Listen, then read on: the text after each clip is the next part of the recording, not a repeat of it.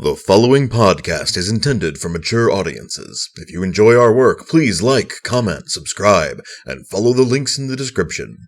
Thanks for your support, and enjoy.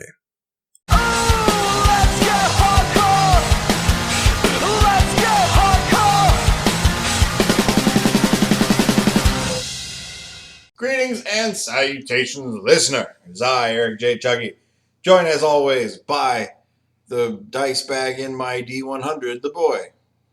I don't like the implications of that one. Can we switch back? Nope. Okay. It's Two Nerds Podcast, second half of the tabletop RPG-esque meme that I got off of Tumblr, Ryan's Cerebral Hemorrhage. That is at iDemand008.tumblr.com. That's IDAMANZZ8 at tumblr.com. Zed's a zero. You mean? Zed's a Z. I said Zed for Lord Zed. The tiny pictures of Lord Zed. Just tiny pictures? Okay. I'm so fucking tired. The boy's not even here. No, I'm a hallucination, in fact. He's just doing an impression. I'm just really, really good at it. Sometimes I can even talk over myself. I got those extra vocal cords and shit. He's thinking about becoming a Tuvan throat singer? Yes. The genuineness in that. That was great. You're not doing it right. You're bad. I'm the second set. Oh, okay. I got you. Okay. Look at you backing me up like some fucking shit that spills out of my mouth is real. I was just trying to go with the bit, man. No, yeah, you did it. I'm proud of you. Number 16, your most disappointing death. Just then, right now, the death of comedy. That was it. I think they made an RPG. Oh, okay. Oh, you know what? In retrospect, the donkey thing can't be it. That's a great story. It's the best fucking story. I think it's probably got to be Graham. Yeah, that's what I would say. As a character who died, that unfortunately his death kind of ruined the entire vibe of the game, and the game just never recovered. It just never recovered after that. We did finish it. Eventually. Yeah. Through a back-asswards way. Yeah. Whatever. The game lost its spirit. I didn't know that he was the heart of the team, but turns out. What was for you? What was your most disappointing death? I've only had a couple. Like, I don't think I've had more than two. The one guy, I guess it was the first time I died. Because I was okay with my character being dead, and then my party resurrected me. Like, the DM had done some shit, and, like, my character had PTSD now, and I didn't want to live with that. So I was like, oh, I died to some random-ass vampires. And then they resurrected him, and it was worse. Fucking resurrected me. I mean, yeah, that's well-intentioned, guys, but no. No, it was not well-intentioned. Oh, they did it to fuck with me? Yeah, they did it because they were fucking with me. They dropped 1,000 gold to fuck with me. To make you play that character. You realize the best way to do that is just, he leaves. Yeah, that's what I did. So they dropped 1,000 gold for a quick lull, and that was it. They weren't even called lulls back then. They were called chuckles. Or laughs. Or japes. Perhaps... No, you're not that old, buddy. I can say it now. Yeah, because it's become retroactively meme cool again. I just say it because it's a good word. Japes, it's like grapes. And that is a summary of White as a person. This has been the Two Nerds Podcast. I like grapes. I couldn't possibly have encapsulated him any better. And everything's better with grapes. Yeah, there you go. Move on. Yeah, I guess. I think moving on. I don't think this bit goes anywhere. I think this is a grapes hole. There is no grape escape. I'm laughing that way too hard. Yes, you are. So fucking tired. I thought you were going to say I'm so fucking funny. No, that's clearly not true. You remember the death of comedy that we opened this show with? It was like fucking 2 minutes ago. Of course I remember. Oh, wow. Something that shouldn't have worked but did. Like that Great Escape show. This motherfucker just keeps rolling. Something that should not have worked, but did. See, they say when you can't think of an answer, you restate the question and give yourself time to think. Didn't help. Didn't help at all. This is like that kind of category where, like, that meme I keep seeing go around where the guy's seduced the door to open. Yeah. Yeah. I don't have any stories. We don't start with shit like that. Like basically anything I've ever done is the answer to that question. It doesn't have to be something I did. No, I guess not. It's just something that shouldn't have worked. I mean, it's supposed to be a player character. This motherfucker here should not have been able to, as a person, not even with a horse, siege an entire gnomish battle fortress by himself. But he did, though. Give me my horse. No, the horse wasn't even there. He was on the boat. Yeah, he had to sell. Oh, that's right. You ripped a turret off the wall and beat the wall with it. There's nothing I could have done about this. He had the strength to back it up, and he rolled well. This should not have worked. Or like any of the times that Dwight saw directly through your fucking... These are mysteries. These are, alright, look, I'm not Sir Arthur Conan Doyle, but I can craft a decent mystery with, well-thought-out plot hooks and information and stuff like that. Fair mysteries, where, you could, if you had all the information, you would hopefully end up solving it about the time that the characters do. Except for this motherfucker's playing Sherlock Holmes and hadn't told me... And I did mysteries for normal people, because, again, fucking not Sir Arthur Conan Doyle. So it was fucking 5 seconds, this guy. 5 seconds into the session, literally, we'd be role-playing for 10 minutes, he'd go to the first crime scene and go, it's probably this guy. It's probably this guy, that's probably why he did it. And here's how. And, that would be his theory, and then he'd be working on that theory, and... I, as the DM, would want to change it because he just, nailed it on the head. But I couldn't. It's like you guys the other night, man. Brandy was talking about how I was making the angry eyebrows. And, no, it's just because, this should be an interesting session. A heist. You guys are heisting. Cool. All right. Well, if any of these rolls goes poorly, it should be complicated. And then they didn't. Until one of them did. And I immediately uncomplicated it. I mean, that was at least a session's worth of shit that went by in less than a session. Because we rolled well and had a good plan. Yeah. But that was fine working. You guys had a good plan and you rolled well.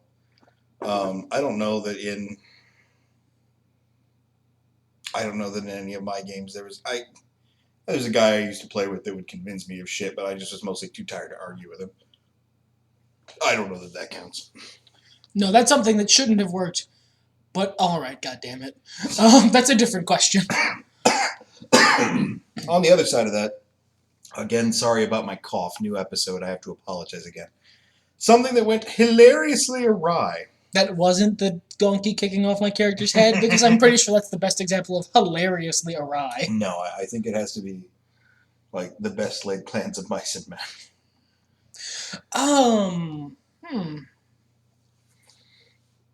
Has there been anything that's just gone colossally fucking pear-shaped? Colossally tits up immediately? Yeah. You know what? It's a different game, but again, something I DM'd. It was a plan one of the characters I was DMing, the bad guy, had. I'm not going to go into details, because I don't want to inflate this asshole's ego anymore. But... Here I would make a sound of a tire pumping my ego up, but it might sound like me having a heart attack, and I don't want to worry the listener. Fair. But there was... this character was really well thought out. I had his goals in mind. I had what he wanted to accomplish, how he wanted to accomplish it. He had a plan. And then the fucking player characters just stomp right in, and every part of his plan goes immediately into the shit. Just no plan survives first contact with the enemy to the nth degree. Which, at least give me the satisfaction of which character was it? It was the villain who ended up actually, pseudo-killing Dwight. Oh, that guy. Yeah, we ran train on him. Yeah. He wasn't the character he was based on. He was specifically going to be a lead-up to that character eventually showing up for real. Right. But, he's based on a different one of my characters. But he had a plan, and it was pretty well thought out, and then you guys just absolutely destroyed him. Everything about his plan went immediately right into the drink the second you guys showed up on the scene. And it was hilariously awry because they did. He was a big bad villain. He'd been controlling things from behind the scenes. He revealed himself, and then they just clowned him. like 6 times before he eventually ended up dying. You know what? I can name something that went hilariously awry. It was a campaign I like to call Starhammer, which I have to change now because some video game that nobody's ever going to play came out with the name Starhammer, and for copyright reasons I can't use that anymore. Fuck you, makers of Starhammer. But it's a space opera setting. That game was a series of unfortunate events. That game was walking backward into hell. You guys fucked upward. I'm not usually a guy for puns, but that's fucking glorious. Constantly, I'm over here with my head in my hands going, how the fuck are they still alive? I am so disappointed in them. A combination of gumption, good rolls, and high grip checks. I mean, you guys. It's because we were all. It's because I was the leader of the party, and I was intentionally playing someone who should not be leading a party, who thinks he should. Well, but there was no one else better suited. No. It was this sad fucking thing. Because but we were all murder engines in combat, so anytime shit went so pear-shaped that people were like, well, alright, kill these imbeciles. It was, it's fighting time. Well then, we'll just take out our double ninjutsu belts and kill you. I mean, and that's what it came down to, was when it finally came down to brass tacks, no matter how fucking stupid anything you guys did. Brandy's character was a trained assassin. Yes, a recent graduate. Let's start at level 1, shall we? But a trained assassin. She walks into somebody's home and manages to get poisoned on the free tea. But then when she wakes up and they're doing their evil monologue, she's like, I roll to get over the poison. Oh, you do, I guess. Oh, I roll to kick his ass, so he's fucking dead. Like, it was, she drank the tea, but it'd be rude to kill her without a save, so she wakes up, and you DM this, so I'm just assuming to your motivations. She gets a save against the poison. She fucking blows past it like it doesn't exist because it's Brandy and she's rolling a die. And then she was like, "Cool, all right. Well, now I'm just gonna cut his head off." And then she just did. Yeah, she did. That's what she did. My dude managed to anti-scheme his way into shooting the guy he wanted ultimate vengeance against in the face because that guy wouldn't stop monologuing. It was like, and you guys avoided the plot at all turns. It was, like, oh shit, a hint of the plot. Run away! I want to go to fucking Space Bed Bath & Beyond. No, excuse me, Space Waterbeds and stuff. I needed a bed. I'm a giant turtle. What do you want from me? I mean, it was fun. I'm not going to say it wasn't fun. That was the most PC plans kind of campaign I've ever come up with. I mean, like, except that it wasn't, like, when I make PC plans, and I'm going to keep light on it because this is a question later, but when I make PC plans, it's, like, applied awesome. It's, like, ingenuity and shit. But the meme of PC plans is crazy bullshit that should never work. It's not even crazy bullshit that should never work. Like I said, it's like you guys walking backwards into hell. You guys are just fucking oblivious to what you're doing and just going, yep, nope, nope, nope, nope. But at every turn, every time someone tries to fuck up our moonwalk into hell, we completely flatten them. We're busy here. Squash! You're walking backwards into hell, but your back is made of the spikes from Mega Man. Yeah. Yeah. So your most memorable in-character moment? Again, that's really hard. Well, okay. Name an in-character moment. That like was really, you know what? I'm going to name one that you would think you would go bombastic or awesome or like some big confrontation. No. Mm-mm. It's when I was able to, alright, requires a bit of backstory. There was a character. I'm not exactly a transhumanist, but I like robots. I like the future. I like space. I like sci-fi. I always have. And I would take android arms if they were available and, at least as functional as human arms. So I was playing this character who, for in-character reasons, was terrified of artificial intelligence because, as usually happens in the sci-fi setting, this has happened before. Someone's done AI, and it didn't go fucking well, okay? It was like making a Jurassic Park after the Jurassic Park movies happened. You're just an idiot if you try it again. So White, of course, introduces an AI character for me to, out of character, love, but have to be in character uncomfortable with. It was the moment when my character had gone through natural character development to the point when he had befriended this AI so much that the AI's creator had been long since dead. I managed to get what amounted to like a holocron of this guy. It wasn't a Star Wars game, that's the easiest way to explain it. His personality, his memories, all his shit stored up. It was the moment when I gave that to the AI, and that moment and the character's reaction and my character's interaction with him, that was incredibly memorable. I could probably describe it in detail to you now. Pat myself on the back for that. See, this is one of those few things I didn't steal from Chrono Trigger when we played that game. What was for you? What was an in-character moment that you remember really well? Gosh.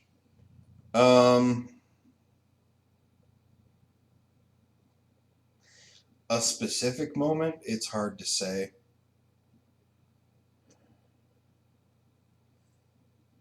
I remember a lot of things, like, but they're just small things usually. It's been a long time since I've had like some really defining character growth moment or a really satisfying, climax, even if there's something else to follow. That's honestly the thing about Maul, which was a character of mine in an ostensibly evil campaign. I didn't tell them till it was basically over. And it was one of those things where they were less like chaotic evil and more. They were just people who did bad things for what they saw as right reasons. It was pragmatism. It was a pragmatism campaign. Yeah. But like if D&D were deciding it, they'd be like, "Oh, you on the evil spectrum." Like y'all are clearly evil. Neutral evil, at least. I even I started to tip my hand near the end of it because while the end his character was finding that he wasn't at peace with his life, so I had him go to this wise old mentor on top of a mountain who was giving him advice which would put a character who was inherently good inside at ease and help them find their way towards enlightenment. He just fucking what are you doing? This is gibberish. What are you talking about? Because he wasn't. In the inside, Maul was not a good person. It was one of those people who wanted to take the weight of the world on his shoulders because he knew the right way to carry it. Incredibly stubborn Atlas. Yeah. No, it's mine. Fuck off. But if I were to have a big character moment, it would be with a character like that. That isn't just some bombast. In that case, fucking see the misadventures of Zoot Alor. But oh, you mean like when you got a cadre of Jedi Padawans to E.T. jump your ass over a road blockade in a Jeep? I also like the time where I crashed an armored personnel carrier into an armored personnel carrier. Yeah, he did after that. Solid Snake infiltrating it in the first place. The most amazing stealth rolls, sneaking in, silently killing the guards watching the armored personnel carrier, for the stormtroopers' eventual getaway, and then hijacking it quietly and stealthily, and then immediately ramming it at full speed into another one in the least stealthy act in the history of fucking Zabrak kind. I guess in that sense, the evolution of that was when I crashed a Star Destroyer into a planet, but that was Zoot's kid. Zoot's kid got a resounding too far, dude, from everyone. That was the last session we played of that game, but we all kind of wanted more. But life happens. Yeah, it does. Yeah, I haven't had a big character defining moment in a really long. Gosh, if ever, and I don't mean that in a bad way. I just haven't gotten there with a lot of my characters. A lot of my characters haven't had that opportunity to grow.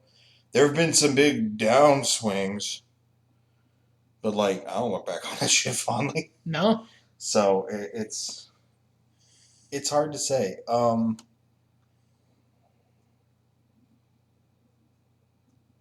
Next question? Yeah, next question. Sorry, guys. The coolest item you ever got and how you came to possess it. We don't really play in a big magic item campaign. My last group did. Magic items were all the rage, but you guys don't really ever give a shit. It's all in service to the thing.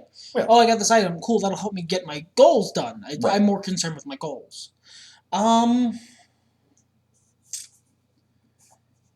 is a very hard question to answer. Do you have an answer from your old campaigns or anything? I think Maul's sweet-ass hammer was pretty cool. Yeah, that's right. In that setting, wizards were broken, so you couldn't play them. That had been intentional. I wanted Magic to have that very Conan the Barbarian, eldritch, and probably not good for you sort of vibe. And so I made it so that you couldn't play wizards. They existed, but they were not on the table. Magic was broke. And he finally got a magic hammer, which was very late into the campaign because again I was being very stingy, a la Conan, with magic items that weren't secretly fucked up. You guys managed to avoid all those. Well, the one you gave me was a trident. And Maul was like, fuck am I going to do with this? So he just sold it, and I was like, damn. I just handed it to like my first mate and was like, there, enjoy. But he got a magic hammer created that could like break through mundane armor and also damage magical things, which is almost impossible in that setting. He used it to good effect. I tell you what, best magical item I got Mm-hmm. was the one I got in the first session of the post-apocalyptic campaign. That guitar pick. I fucking forgot about that thing. So, I'll give you the shortest version I can. I was playing Gilgamesh, who is a combination of the actual Gilgamesh and the guy from Final Fantasy. Because I think both of those dudes are super cool, and they have the same name. Why not combine them? And part of his quests were to find legendary swords to help him take down evil.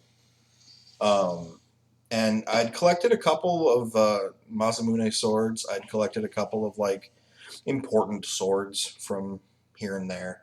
But I was seeking Excalibur. So like session 1, on our way, the guy who gave us a mission, like fucking session 1, was this old what the guy fuck is the actor's name? I'm not gonna taint this one. This was something I DM'd. I want to hear how you saw this guy. Can't think of his other fucking name. What was something he played? It's the penguin guy. Penguin? You mean Morgan Freeman? Morgan Freeman, yeah. The penguin guy. This old Morgan Freeman dude. From The Shawshank Redemption. I just saw him looking at me beatifically and talking about penguins. Fucking electric company, something. Come on, man. This is what I get when I try to think under pressure, dude. Fucking penguin guy. Move on. It's either that or fucking crash an ABC into an ABC. I want to hear the rest of this story. He's like, hey, I have a quest for you guys. Take this guitar pick. You'll need it. If you need to get a hold of me, use it. And put it up to your ear and speak into the west and I'll hear you. Or some shit, I don't know. And, much cooler than that. Yeah. 80%. Man. 20%. Go fuck yourself. He's like, nah, you gotta take this all the way over here to the other side of the fucking country. Do your best. I believe in you. Morgan Freeman out. And is this what you hear when I'm DMing? No, this is my summary. This is fair enough. Move on. It's one of those things like when you see those videos on the internet that's like a summary of what like characters said in a TV show, and the guy's talking and he's like, and they're fucking like, hey man, what the fuck are you doing? And it's like the animated character in the show, and they resync their lips to say that, but their voice doesn't change. It's that guy's voice. It's like that. Yeah. Okay. So it's that bit from Ant-Man. Ant-Man, yeah, fucking Ant-Man. So we get there. I mean, this is the whole fucking campaign. End of the campaign, we get there, and there's like this horrible, evil final boss guy that we need to strike down to set the world free, kind of shit. And you know, boy's like, this would really, you know, a sword that could probably help you out with this. And I'm like, yeah, Excalibur, that would be great. He's like, wouldn't it be neat if you already had it? One of the properties of Excalibur is that it sizes itself to fit the user. And it turns out I'd had it the whole time. And then I laid some shit to waste, and it was pretty great. I don't often pat myself on the back as a DM.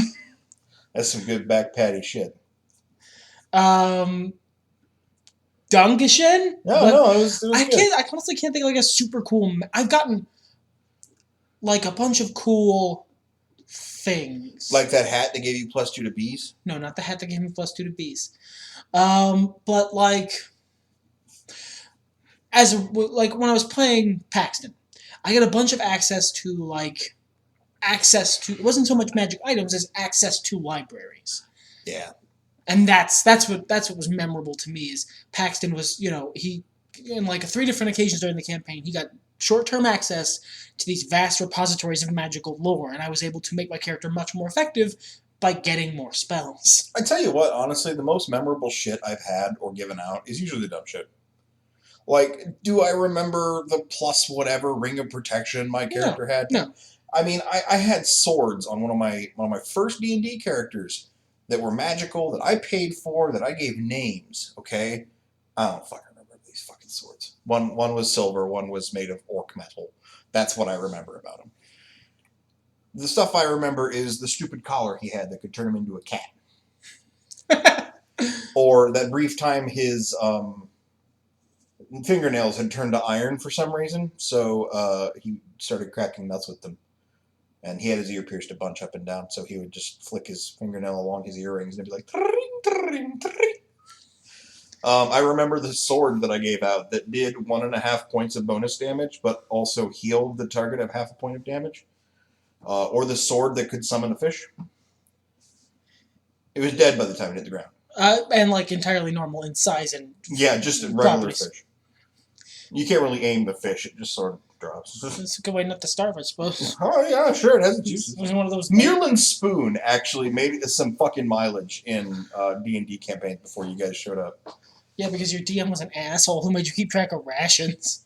like, Look, that's the most nitpicky bookkeeping shit. I'm sorry. Like, no, and even after that guy was gone and we were like playing 3rd edition, people were really psyched to get Mirland Spoon because they were like, yeah, free oatmeal. Yeah, free oatmeal. You know what? Fucking deck of many things. We've had some fun shit with those, but those aren't something you keep. That's just something that affects you. That's a good way to end this game. Or start it. I think that's good. I think that gives us a solid answer. All right. Your favorite NPC and how the party reacted to them. This is specifically as these are the rest of the GM questions. My favorite NPC. That you did. Yeah.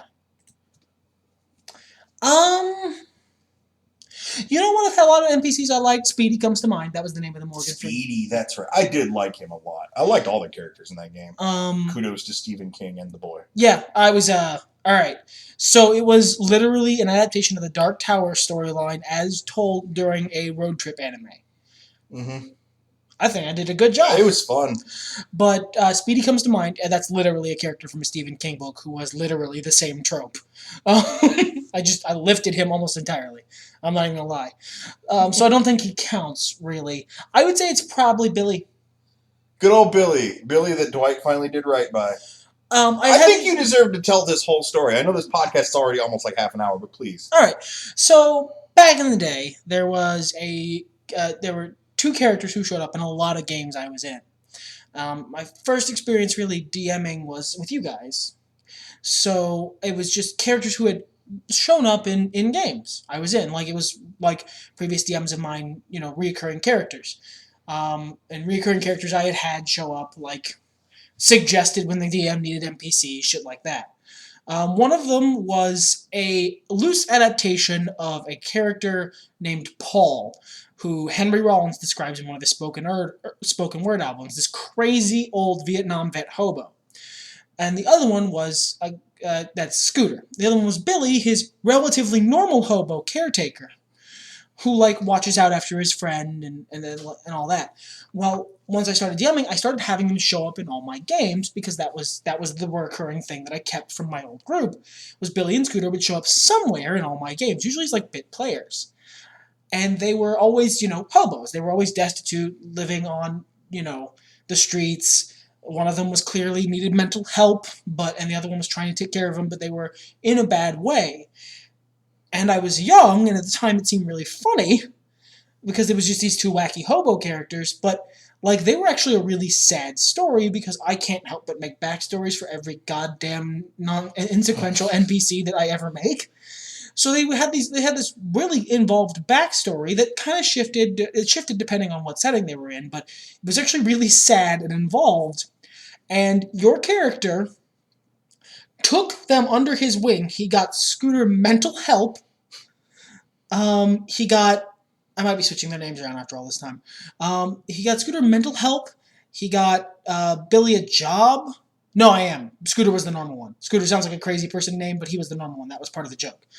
So he got Billy help. Yeah, that sounds right. That's what tipped me off. Yeah.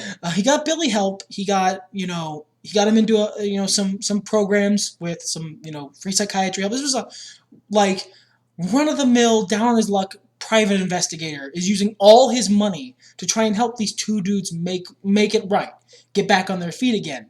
He got Scooter a job. He eventually found out Scooter's real name and why he didn't like to use it anymore. It was this really, really heartfelt shit that happened. And in all of the absolute fucking burning to the ground of this dude's life that I did, I never touched that because that was too pure. That character did that with everybody, though. I mean, Billy and Scooter were, like, his favorites. I'm going to be honest with you, man. You're not necessarily going to take this as a compliment, but it is meant as one, and I think the listener will understand why. Dwight was you playing Harry Dresden. I can see that. Because it's the same exact, no, these are my people. I will fix them. You go away. Yeah. No, I can see that. I don't hate Harry Dresden. I mean, he's got a couple of ideas I don't agree with, and he's a stubborn cuss sometimes, but the characters I hate in those books are not Harry Dresden. I think they grow on you if you just got through them. That's all I'm saying. Well, so do most slime molds. I don't think I'm allowed to answer anything but Maddox. No, you're not. Sorry, it's the rules. I don't even know if I could do the laugh anymore. You can't. You tried. Have I tried? It doesn't work. Is it not as good anymore? I used to. It's not as good. It's different. It was like a combination between Salacious Crumb and Naga the Serpent. And it was a normal person's laugh is the weird thing. It had morphed into a laugh that wasn't all that weird, but because of the character it was attached to, by the end of it, we had this atavastic, hindbrain reaction to kill anything that used it. Yeah, because I used it again in a campaign later, and you guys freaked out, and I was like, nah, it's just some dark elf lady. You calm down. No, that was post us freaking out and murdering the fuck out of that lady. Yeah. No, we use all the powers. I kill it with fire, and then we dropped a building on her. It was just at night. Brady and I didn't discuss this. There was no moment where we locked eyes. It was just we heard that laugh, and then there was an immediate hostile hindbrain reaction. This character was so well done that their character quirks, like a weird laugh, became an immediate flag for kill it with fire to the players who had been in that campaign. He was based on Kefka Through the Glass Darkly, which is saying something. It was a campaign I ran that was the basic plot of Final Fantasy VI. I took way more liberties with that campaign than I have with others, in some ways, and in other ways, not really. But Maddox was Kefka's a nihilist. He is. But he's at least cheerful about it. Whereas Maddox is just a nihilist. He's just a fucking nihilist. And a bit of a sadist. And that came across. He would stroll into the room, he would laugh his little laugh, and you guys would just be like, it's this fucker. Not this asshole again. And yeah, I don't think I'm allowed to say anybody else. I can't think of anybody who's left that much of an impact. No, that's wrong. Puck? Yeah. Fair. Puck is another one of my favorite Final Fantasy characters, sort of merged into one. Although, honestly, his similarities are very basic, surface only. Yeah, we ended up best bros. Yeah, you guys were. Puck ended up being Kain without all the betrayal instead of Freya.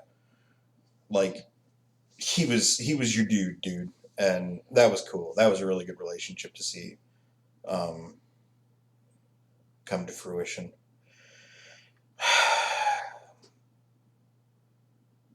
Anybody else? I mean, a lot, but I think that's a good answer.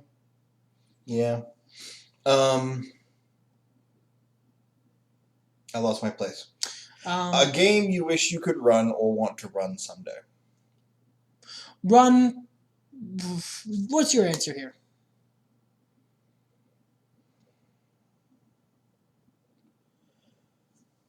I don't know. That's actually a problem I'm literally struggling with right now in real life. I've found myself dissatisfied with 5th edition. I like it. I think it's really solid from a mechanical standpoint. It's 3.5 if 3.5 was good. And there's a lot of decisions made from a fluff standpoint that I also really stand by. But it feels like it's missing something. I feel like it's not fulfilling something. And I don't know what that is. I can tell you what it's not, but that's like, well... In an infinite universe, it's not these 6 possibilities. Yeah, it's like playing a game of Guess Who and trying to figure out who they are by naming the characters. Is it Cletus? I don't know. Is there a Cletus here? Is it Steve? Which one's fucking Steve, man? Oh, no, they have names. That's how you get the final answer. I've only played Guess Who like once. Really? In real life. I used to play it a lot with my cousin. Huh. Yeah. That's not an interesting story, but an interesting story. So there's that. Yeah. So yeah, I don't really... I know that there is a game I would love to run. There's a bunch of games I want to convert to the rules to something more palatable, like Slay Industries. Not even necessarily to run. I mean, to play, to run, whatever. I think that game's got a great fucking setting, but its rules are so crunch dense that it's... I think that game setting is at best okay, my man. You haven't read into it enough. It's really cool. No, but okay. You hear this guy being an asshole? He spends his whole podcast, too, now, building me up, only to tear me down. Oh yeah, I'm not super fond of a setting to a game I've played twice, and had no good times with. That's okay. Question 26, you'll build me back up. Okay. What's a game you wish you could run or want to run someday? Run is a harder question. I know there's a game I want to play that's just not ever going to happen, and that makes me sad. But I'm never going to run it. I'm never going to play in a superhero campaign. It just isn't going to happen. You'd have to find a different DM. I just, none of my DMs, and I have 3 to choose from, have any interest or ability to DM this thing. And that's okay, in that I have to make my peace with it. But it does burn a little. I tried, and it was like... Like you tried, Beard tried. It was like an American using chopsticks for the first time. I was like, do you just stab the food with this? It's just you don't I would love to run one, but you don't like playing them either. So I suppose there's that. I'm just not a great... As much as I love superheroes, I'm not into that, I guess. I don't know. There was a superhero story I wanted to write, and I didn't do well with it. I write fucking Ninja Turtles all day long. Which is a superhero story, but it's more about their family. Yeah, and it's more about the characters themselves. I think that's the issue. I don't have a superhero that's like... You know, I think in order to properly run a superhero story, you would have to do some pre-collaboration. I don't think a superhero game campaign works when it's like... Hey, I'm going to play Sun Man. Get me... You do the rest of the series, the comic book setting. You guys would have to work together. Yeah, it's like, okay, you want to be Sun Man. Now, should your arch nemesis be Moon Man? Or, like, is that your sidekick? And is your arch nemesis, like, the Gravitator? You know, you guys or come any together. Names that aren't terrible. Well, I'm using terrible ones so they don't steal my great ideas.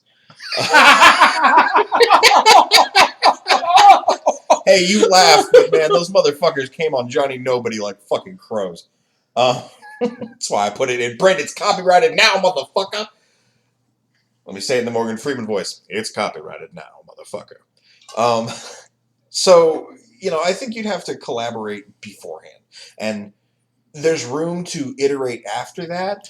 I think you might be right, honestly. I think it might work better if you collaborate beforehand. Mm-hmm. That bears further discussion. Because, like, I do have a superhero I'd love to play. It's a character I created when I was, like, fucking 8. And I've iterated on over the years. And I'd love to explore that world, but, like, I have to give you all of his stuff and be like, okay, now let's go.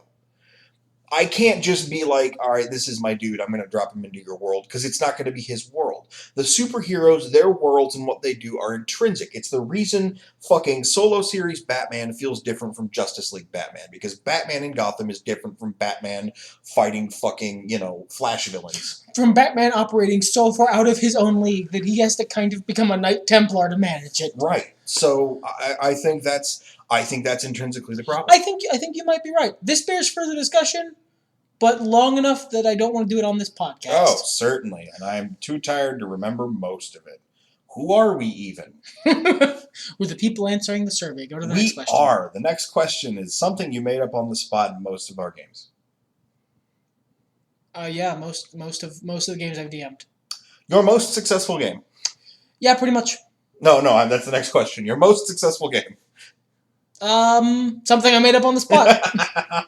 It's Mullen Rainey, I would say, overall. Yeah. I'm most proud. I mean, the Dark Tower game, the post-apocalyptic game, that was an effort of will to create, and, like, we got to the end, and we finished the campaign, and fucking let me cross myself and say my prayers for forgiveness. I did the end better than Steven did. You did an end instead of a loop. That's not what I'm talking about. The final confrontation in that book is intentionally shit. It's intentionally like, well, that was disappointing, because that's the point. Sure. Whereas I'm doing a role-playing game, no. Right. Yeah, that's a great way to get kicked in the dick. So... I would do the thing I always threaten to do and roll it out first. So give it a good punch you right in the neck. Right in the dick neck. Dick neck is the weirdest phrasing for that. I like that threat because, first of all, I'm putting a lot of myself on the line. I got to put my finger around your dickhead, and I don't want to do that. And secondly, like, there's that time. There's a lot of time in there where I got to get that stretched out. And you are just so stunned or whatever, or, like, accepting the inevitable that you don't fight back. And then you just take your fucking punishment. I bet it really hurts. You've thought into this. I have. I think it's a really good threat. Like, it's going to happen kind of thing. And, just accept it.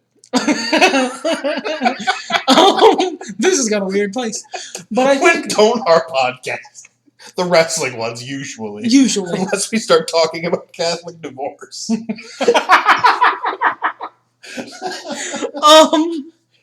But yeah, no, I'd say the Mullen Rainey campaign I would qualify as my most successful campaign. I wouldn't argue with that. Because I set out to do a thing, and in all my campaigns, I've mentioned this a lot on the podcast, I'm trying to do a thing. I'm trying to evoke a feel or like a theme or something that feels like whatever I'm trying to get across. If I'm doing a mystery novel, I want it to feel like a mystery novel. If I'm doing a TV series, I want it to feel like a TV series.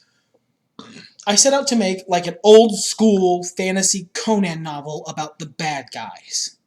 And I did, and it was grand. And I'm never going to get to finish it because they chickened out. And I will own that 110%. It got scary. I was no longer willing to put up that risk. Neither of us, Brandy or I. Brandy almost chickened out at one point when there was like political intrigue and everything was riding on her.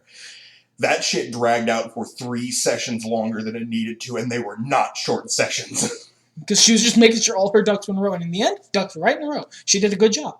Yeah, all the ducks right where they needed to be. We got from ducklings to ducks. But metaphor is just dead at this point. It's poor ducks. So, but like the Mullen Rainey campaign, I set out to do a thing. I didn't tell you guys ahead of time. No, yeah. So you couldn't help, because I feel like a big part of what the other campaigns was, I told you guys what I was going for, and you sort of played into it. Sure. I didn't tell you ahead of time. In fact, I told you a lie, and I still managed to get it across. And I'm very proud of that. You should be. In that sense, all of my Final Fantasy ripoff games and the Chrono Trigger ripoff game, to a slightly lesser extent, I would feel are successful. In that, I mean, the first one was more just let me share the story of Final Fantasy VI with you, but the rest of them were like, wow, you guys sure are following the plot really close. That's interesting. Like, eventually it became an experiment for you, right? Yeah, where you would just do ripoff games and see if we just would weirdly make the same odd choices that the protagonist did. Yeah. And usually, yeah. That's very interesting to me, because they've never played the games before, so it's not like they're like, oh yeah, I know what to do here. No, it's just he kept picking games we'd never played, so it just kept happening. Tragically, I can't really do that anymore. I kind of lose interest. I mean, on one hand, yeah, that sucks because we really like those games, but on the other hand, I can make up my own shit again. Which is better. So, Most successful, I would say, is my Final Fantasy IX campaign. Yeah, definitely. I would not disagree at all. Because I tied off. It was my last 3rd edition campaign because I fucking hate DMing 3rd edition and I'm never going to do it again. So we had a bunch of, like, we liked playing 3rd edition D&D better than 4th edition, which had already been out at that point. Mm-hmm. And 5th edition wasn't even a whisper in Wizards of the Coast eyes as far as we knew yet. So he was like, we want to play old school D&D. He was like, cool, I will DM one more 3rd edition campaign, and that's it. This is the last one I'm DMing. We will get to the end. I'm not abandoning it, but this is it. And then he managed to tie off basically every game we'd abandoned for like the last 4 years by the end of that campaign. For those of you who've played Final Fantasy IX out there, the entire Memoria section became them cooperating with characters from their past D&D games. And because a lot of them were also based around Final Fantasy, at least in setting, if not in actual plot line. It fit really well. Yeah, they ended up fighting the right monsters that they should have been fighting in Memoria, and it worked. It ended up just tying up all those plot lines. I took them through a revisit through a bunch of my past D&D sessions to just sort of culminate everything in a final hurrah. And then, as he mentioned earlier, they fought me. The DM. Which I have come to understand upon getting onto the internet more deeply that's a pretty common trope to visit. But whatever, I think I did it well, so fuck you. Yeah. Your least successful game? What started as the Carnival game and became the Shield game. Oh, good God, yeah. That is the only time I failed as a DM. Oh, phew. I set out to make walking backwards into hell. I set out to make one kind of game. That didn't happen. The player characters blew that game up. So I had to think on the fly, which I'm usually very good at, and it worked for a minute. There were good parts of that game. There were. Even after it went to fucking Shield Town, there were good parts of that game, but it was I did what I was trying to keep you guys loosely connected to the plot of the original idea, and post game after the fact in the blast radius, I have determined that was the biggest mistake I made. I should have just fucking severed that Carnival plot and gone with something new. Yeah. Because that was the plot. Right. You guys were going to be in the Carnival fighting that organization who was chasing you down for all the shady shit that was happening. Because you left the Carnival, I had to connect you to the shady organization. You know what? Oh my God, that would have been so much better. Yeah, I know. Because, half the time my characters were like, on one hand, these guys are assholes because they're doing asshole things. It felt like, ironically, when they made Bray Wyatt beat up Jerry the King Lawler to get him over as a heel. It was, and I had the shady organization I was eventually going to reveal was run by one of my most purely good characters. As a big reveal of, you guys are actually the bad people. There's some shit going down you need to get your handle on. But that was going to be halfway through the campaign, and then eventually transition you guys into taking down the, evil at the head of the Carnival. That would have been, the Shield was going to be the shadow organization that you guys kept seeing agents from, and you had to run. We fucking made a Tesseract from point A to point Z. And you just, you fucked it. You fucked it so hard. And the problem was I didn't do the good DM thing. I tried to stick to my plot. I didn't go where the players wanted to go. I tried to make the players go where I wanted them.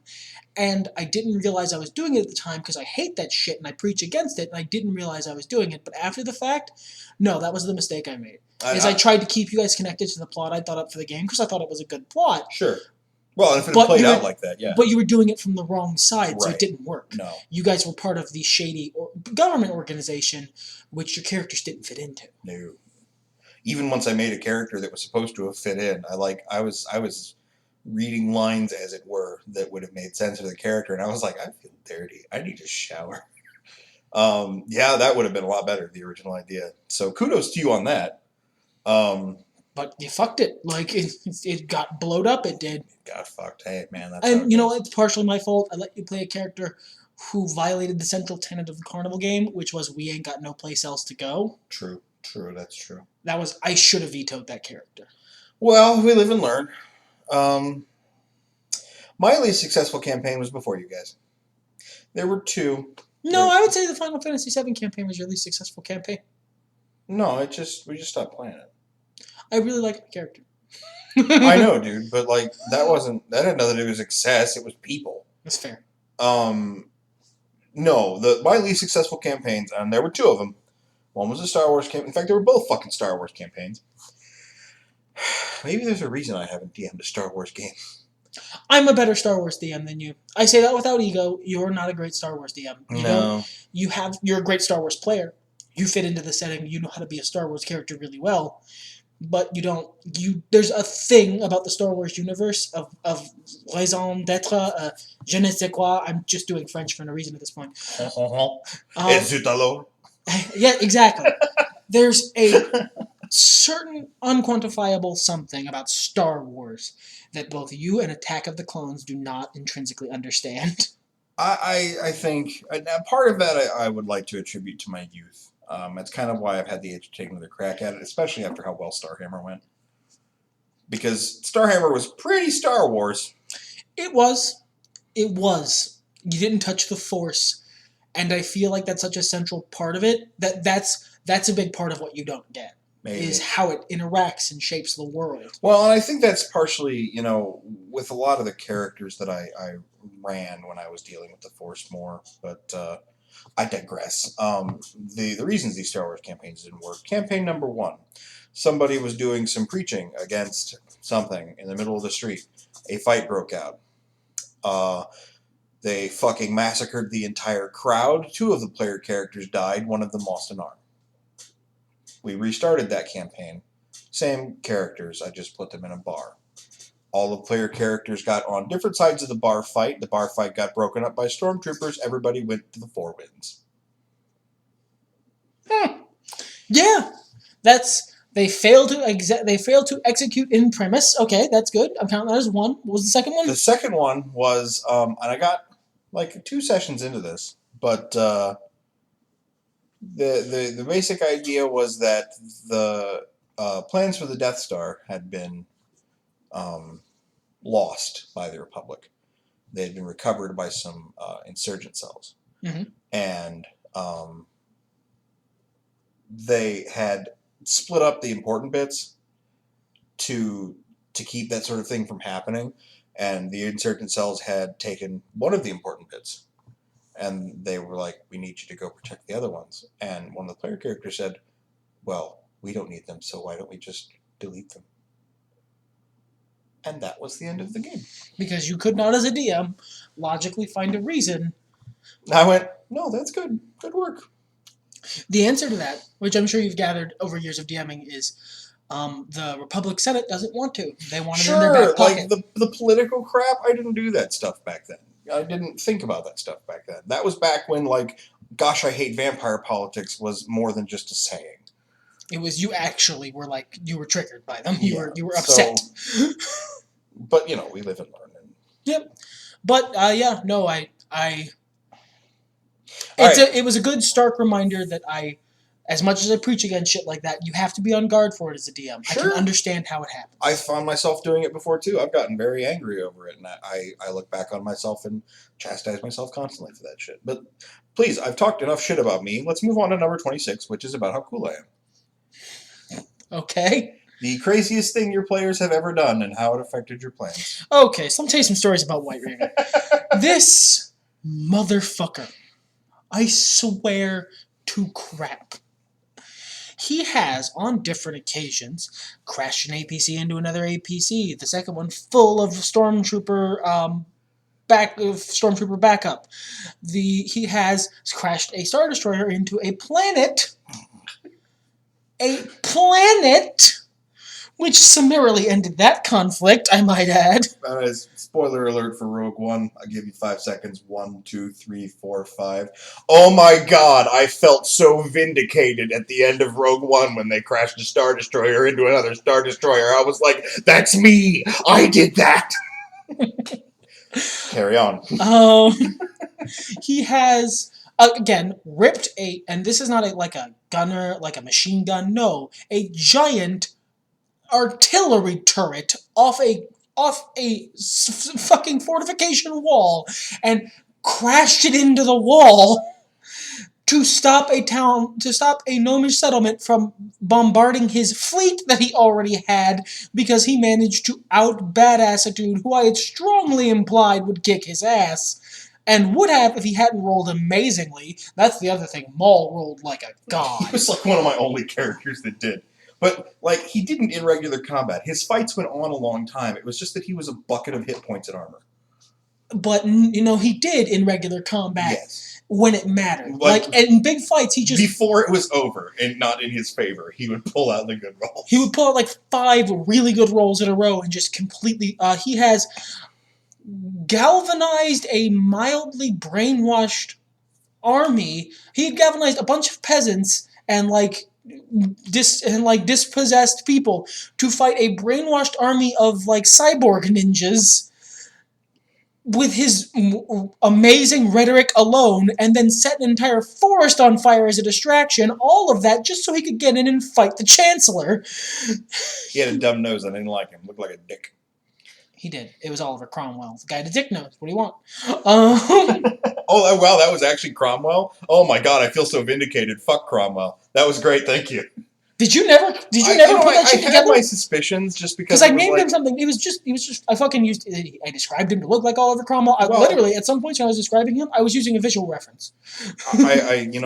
My school's history program it left some things to be desired. Well, he was, like, worse than Cromwell because he was also, like, an evil magician, but still. Sure. Well, you don't know about Cromwell? Hey, we don't know. He has, bet his own life against a cadre of time-traveling, future-seeing sorcerers, and won. By the way, most of this is one character. I'm not even through just one character. Zoot was the APC thing, and Chris was the planet crashing thing. But the rest have all been just been this one motherfucker. And it's not like this was the crazy character he played. He always does this. I also laid siege to a town just to get in and have a chat with their queen. Literally laid siege to the whole town, invested, dug trenches. Single-handedly, mind you, it was me and my horse. And, like, laid siege to this whole city just to let him in so he could convince the queen to come fight this other guy with him. And it was all to prove he was badass enough to get her to do a thing. He has fist-fought someone who I outright told him was his own ridiculous broke stats, only with better combat bonuses, because that guy had been a combat person rather than a leader, and kicked his dick in. This was the same character that climbed on top of the mountain and found Master Roshi, and he was like, Have you ever thought that the entire world's problems are not your fault? Which is a great way to start someone on the path to letting go of being a control freak. And if they're internally like a good, honest person, they'll be able to recognize that. Whereas this hyper-control freak bad person that Maul was like, nah, it's fucking stupid. We're fucking stupid. Ideas are garbage. I climbed a mountain for this. I came here so you could give me the level up I need to control the whole world. What the fuck are we doing here? By the way, 4 days in, the master was like, this man is evil. I'll do my best, but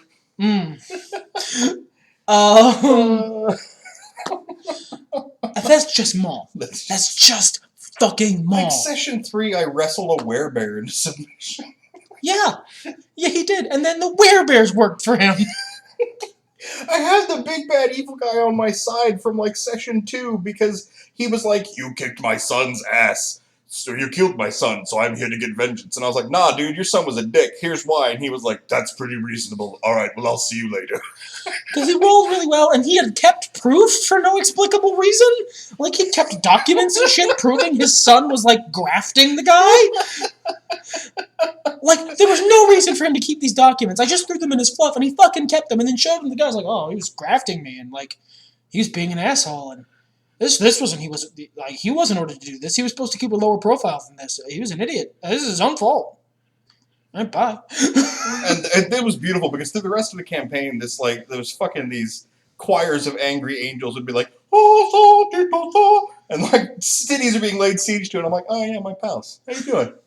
He showed up through a portal and was like, give me the dark amulet. And Maul was like, I don't need it. There you go. Thanks. And then he just left. Eventually, it culminated in him giving them a job offer because they'd done him a lot of favors. They destabilized a lot of regions that he needed destabilized, and upturned a lot of shit that he needed upturned. And well, and the way it ended up working out, though, is that, like, our cool pal Darth Vader, he was an okay dude, but I'm not so sure about Emperor Palpatine. And that's where we left the campaign, because I was like, I don't know about Emperor Palpatine. I feel like this guy might force electrocute me, and I don't have the rolls to put up with that shit. Because I let them know, both through their own independent research and through him telling them, that way they had two sources, one of whom was a fairy, but an honest one after their fashion, that he was the linchpin. This guy was the linchpin keeping the elder things out of the universe. So if they killed him, they'd have to have another fucking plan in place. Otherwise, bad shit would occur. And they were like, no, too scary. We're not doing this. This is too much pressure. And the rest of what I have to say would be spoilers for the campaign, and I'm not giving them to him because he's not man enough to come get them. Yeah, someday maybe. When you're like 80 and you're like, shit, I swore I had that on this hard drive somewhere. Stupid bonitis. No, it's in my brain, bro. Oh, okay. I believe I'd mentioned when my players have dashed my plans. You guys don't really do anything crazy. In fact, that's the crazy thing you do, is like the opposite of crazy. We're helpful. Well, no. I mean, like, you motherfuckers do the most mundane shit, and I'm like, okay. Brandy, especially early in her role-playing career, was like, refused to take the end as the end. So, like, there was a campaign that, like, they went to, like... We went to an alternate history universe where everything had gone bad, saved it, got transported back to our own universe, and saved the entire multiverse from destruction. And she was like, cool, what's happening next session? And I'm like, I don't know. What, you guys really want to go back to doing demon hunting jobs? This is... I mean, clearly you're broke at this point. Like, you're the equivalent of level 20. This guy can balance on a fucking blade of grass. I don't know what you want me to do to challenge you at this point. No, it's cool. Just make it a slice of life anime. I'm out of gods. I'm sorry. So yeah, you guys don't... My players don't tend to do crazy shit. This motherfucker. And here's the reason for it. I don't roll very well. So I either have to build my characters to be really strong, or compensate by being crazy good. Like having a lot of ingenuity and thinking through things. And arranging your shit so you have the lowest possible roll. Because, alright, no, this is a fucking false perception of yourself that I'm finally going to debunk. You don't roll poorly. You don't. You roll really well, but only when it actually matters. Right. Or when it super doesn't. Yeah, or like when it's the most mundane shit, or when it's like everything is on the line and the game is fucked if you don't roll well. You will just throw out a d20 onto the table and the whole table sees you just come up 20. Or you'll throw out a d12 for playing Cult, just Elder Star. Every goddamn time it really matters or really doesn't, you roll amazing. I mean, that's my luck, I guess. Moving on, because this podcast is going on a while. Your favorite setting or game location? Nope, too hard. Too hard? No, I'm pass. I would say probably Slay. If there were like an actual Final Fantasy setting, probably that, but there's not one, so. Pass. Your creative process when you plan a game? I don't. Sorry. Yeah, I exist. That's pretty much at stake in that. I decide on a theme. I decide how I want to get that theme across. I decide some loose ideas about the plot. I determine the actual stuff on the fly. And that works for me largely because once I've determined it, it sticks. I don't change things. So I can make a nice, consistent universe. I often decide a lot about the world beforehand, but the plot, no. I let the players dictate the plot in almost every scenario. It used to be find something I want to rip off, study it down to its minute details. Rip that shit off. File off them serial numbers, change the names to protect the guilty. And now I don't. There was a switch. I went back to the way I used to be. Now it's just like, okay, good, general setting, find somewhere to sail from and go. I do my best work when I'm DMing on the fly, when I'm coming up with things as they need come up with, because I'm really good at remembering shit and going off very scant notes to remember very, very minute details. So the world feels very consistent, even if I don't prepare encounters in advance. I don't prepare. I know the plot. It's not worth it for me to prepare encounters in advance because you motherfuckers are going to blow through. Yep. It's just not. Much like it's not worth it for you to prepare plots in advance. Nope, because you'll just Lobo that shit right out of existence. You will fucking toss a bag of holding into a portable hole and black hole suck my whole plot right out of existence. That will happen because you're the antithesis of a coherent plot in almost every scenario. It's just easier to set you loose on a world and watch you spin.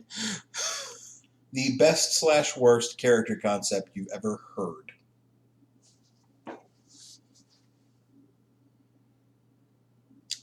The best or worst character concept I've ever heard. I think we can agree on this one. Really? Mm-hmm. Why don't you go and tell the listener? Female Wookiee. Brutally raped as part of her backstory. Oh, God. 4 of her 6 no, I forgot about this. So she could have 2 breasts like a normal person. Oh, so one of the players at the table could hit on the other player at the table who was playing a dude. Oh, God, that was so gross and cringy and awful in every possible way. And, there was something else awful about it. Yeah. I forget, but it was just oh, no. Oh. You're the kind of thing I've read about. That guy lasted 1 session. Yeah. And then he was summarily no longer welcome. I was the DM for that. You don't bring that shit to my table and then come back next week. Motherfucker went and found a website where you could make a Star Wars text crawl complete with the music. I was playing one of my favorite character ideas ever, Yeezy the Hutt. And look, Star Wars DMing is the exception. When I Star Wars DM, I go all out. I wrote an entire Star Wars Old Republic serial style text crawl for the beginning of the campaign with the capitalized letters and all that shit. I spun my laptop around and did a full screen Star Wars text crawl into the fade out of the opening scene. I go all out when I DM Star Wars because I respect that fucking setting. And then this 2-titted Wookiee asshole comes in and just blows it up so hard we can't even play the game anymore. That whole game got scrapped. I was jacking around on space Twitter, and that was less ridiculous than this titty Wookiee. Because I'm not this guy, but that was unnecessary as a backstory. Dude, calm your shit. I mean, that's bad writing 102. I just... That's I forgot about that. I forgot how mad that made me. It's bad. And that's just the tip of the iceberg. There was other shit, but we have erased it from our minds to protect our sanity. So let's turn this around with our last question for the dual podcast. Of this 90-hour podcast It's been about an hour and a half overall. What makes GMing fun for you? You need to look away. It's about my penis, I think. Or his, and he's going to take it out. Either way. Hello, Mr. Limes, my lime-colored monkey.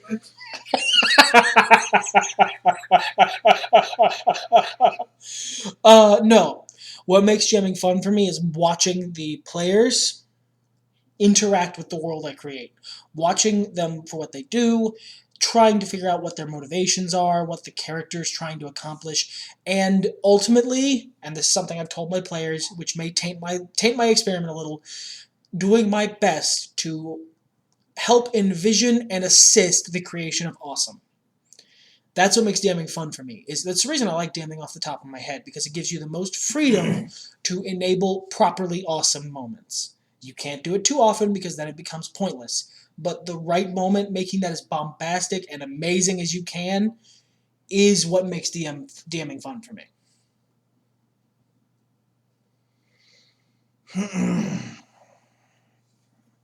Why did I have to look away for that? Because a lot of that is me talking about, alright, secretly what White does where he blows up the campaign's plot is super fun for me. Okay. But you're not allowed to know that. Right. I'm supposed to give you shit for that. Sorry, I forgot. I've already forgot it, so who cares? It's not like I'm going to listen to this later, so... Secrets of the editing process. There isn't one. That's not a secret. Remember that time you hacked and said, yes. Yeah, no, there's 2 solid minutes of my disease-filled ramblings, followed by the phrase, "Don't worry, I'll edit this out later." Which you meant sincerely at the time. I did. After that, it was all down. Like, that was the last straw. You're like, you know what? We're never going to edit this. Well, I didn't realize until like a year later. That's amazing. What makes GMing fun for me is when people want to interact with the characters and or features in my world. When I can introduce somebody to a city and describe it in a way that like, wow, this place sounds really pretty. I'd like to buy a house here. Or when I introduce a character that makes somebody go, I need to hang out with them more. I really like them. You know, hey, we're going on a mission. Can I take so-and-so with me? Or, you know, the city has been bombarded. Oh my God, is so-and-so safe?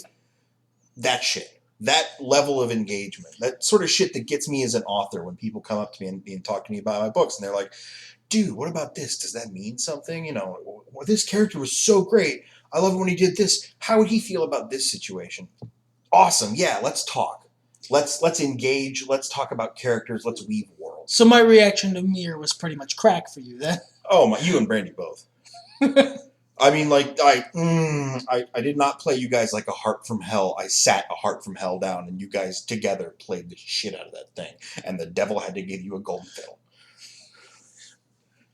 I thought you were gonna go with a "you played yourself" joke. You made that better. No, you went above it. Mm-mm. That was too. You're on too high of a road. I was telling Beard earlier. We were talking about something. I half meant to do this, half didn't. That same campaign. This was after Boy's post-apocalyptic campaign. They were doing time traveling and shit. They ran into a bar at the end of the universe that was run by Gilgamesh. Brandy was playing a reincarnation of Tiamat, the goddess, not the Final Fantasy character or the dragon, or Dungeons and Dragons character. And she had with her Daenerys Targaryen style 3 dragons because that was cool at the time. Like an onion in your belt. That was the style at the time. The biggest one. Well, first of all, she shows up at the bar, and Gilgamesh, this whole campaign, she's been anonymous, basically. Well, I literally didn't know who she was. Going by the name They Tia. didn't tell me. Going by the name Tia. Gilgamesh goes, Tiamat, my goddess, your worship, I'm honored by your presence. And then it gets even better because one of her dragons was Enkidu, reincarnated again. And I had been slipping that one by the whole campaign too because his name was Enki, which is a bastardization of some phrase in Babylonian that I Googled. I love to make those circles tie together. And the fact that you guys were so happy to see Gil, and the fact that, you know, it was so cool that, you know, Gilgamesh and Enkidu could get back together, and there was a reason to hang around the bar. And speaking of, in my campaign that I DM'd where he was playing Gilgamesh, Enkidu came back at the very end of the campaign as what amounts to a death claw. Yeah, we kicked some ass. So yeah, it's those little moments. Just when you let go of yourself and you dive into the world, and then like the aftermath. When you want to talk about this guy and that guy and this place and that place. Yeah. Wonder. I live for wonder. The genuine reaction. It's almost as if that's a thing you value in many facets of your life. It has capital letters for a reason. You heard them, listener. Don't pretend you didn't. Like, comment, subscribe if you heard them. Like the manager's discount. Like the manager's discount. Oh, you don't get that joke? Let's fucking buy sports books. Yeah. This was a very fun experience, honestly. It was. Usually these surveys are like fun, but these were well-crafted questions. Yeah, and I think we've gotten so much better at podcasting since the last time we answered questions like this that it was just fun to sit here and have this conversation. Yeah. Well, I think that pretty much wraps up us patting ourselves in the back for an hour and 13 minutes. Holy shit. That's plus the first podcast. We've been here oh boy. It's been a hot minute. My back aches from all the patting. We done? I think in this case, yes, we are done. Everything's better when nerds talk about it. Fuck it, let's get hardcore!